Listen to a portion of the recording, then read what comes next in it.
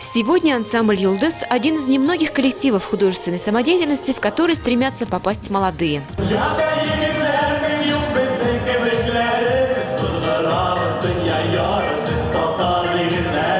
Синтез народных и современных тенденций – визитная карточка коллектива.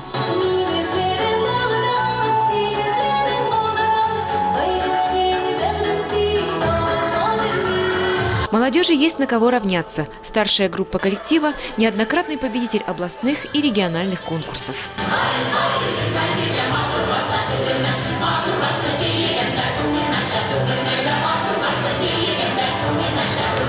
Последние 5 лет ансамблем руководит выпускница Казанского института культуры Зульфия Хамидуллина.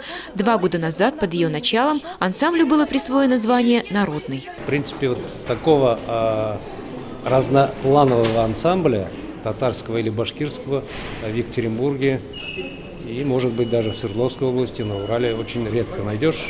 Вот мы очень рады, что такой коллектив есть в Екатеринбурге. В этом творческом сезоне репертуар ансамбля «Юлдыз» пополнился яркими и самобытными номерами. Отчетный концерт коллектива стал большим праздником для артистов и зрителей.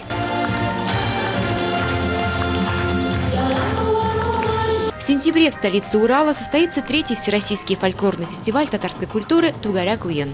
В числе 500 лучших коллективов со всех регионов страны будет и ансамбль «Юлдыз». Альфия Габдушева, Идель Идрисов, телеканал «Татарстан. Новый век», Екатеринбург.